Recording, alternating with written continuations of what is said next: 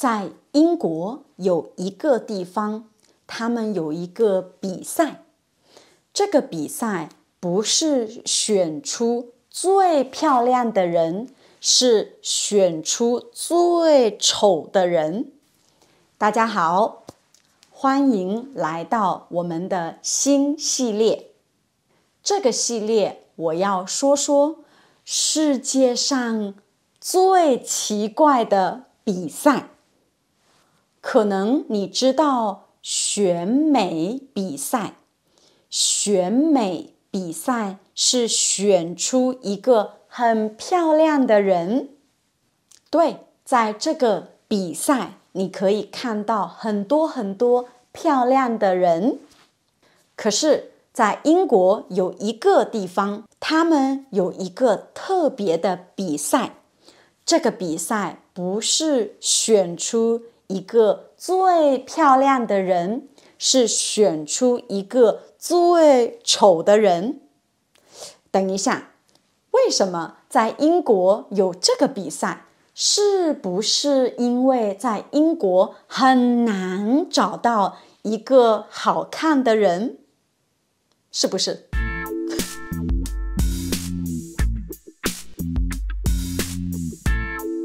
在1267年，在英国有一个地方，这个地方很小，不是很大，不是伦敦，是一个小地方。在 Egremont 他们有一个比赛，在这个比赛里，所有的人拿一个东西，然后你把你的脸放在这个东西里，好，然后呢，你做鬼脸，你做很丑很丑的表情。对，我不可以，我可以不可以？我不知道。如果你做了鬼脸，然后观众大笑，哈哈哈，观众大叫，呜呜，那就是说你的鬼脸非常非常好。有一个男人，他叫 Tommy Mattinson， 他非常非常厉害。他参加这个比赛，他去这个比赛，然后呢，他拿了16次的冠军，第一名，对，冠军。他做了很多很多鬼脸，他还在英国的女王面前做鬼脸。女王喜欢吗？女王看起来不太喜欢。女王可能想，这个人在做什么？对，可能女王不喜欢，可是 Tommy Mattinson 很厉害。但是有一个女人更厉害，这个女人她叫 Annie Wood。我觉得她真的很厉害，因为她做鬼脸的时候，我觉得她看起来不像她，像别的人。对，她看起来像一个老奶奶。非常非常厉害。Annie Wood 拿了很多很多次的冠军，拿了很多次的第一名，她拿了28次，很厉害。好，那你可能想，为什么英国有这个比赛？可能是因为以前英国的有钱人，以前英国的贵族，他们叫没有钱的人叫农民做鬼脸，然后呢，他们笑，哈哈哈，很好笑。好，然后如果他们喜欢你的鬼脸，他们给你一块奶酪。我不知道是不是真的。如果你是英国人，你可以告诉我是不是真的。好，那在另一个国家，这个国家在非洲，这个国家叫津巴布韦。在津巴布韦也有差不多的比赛，可是不一样。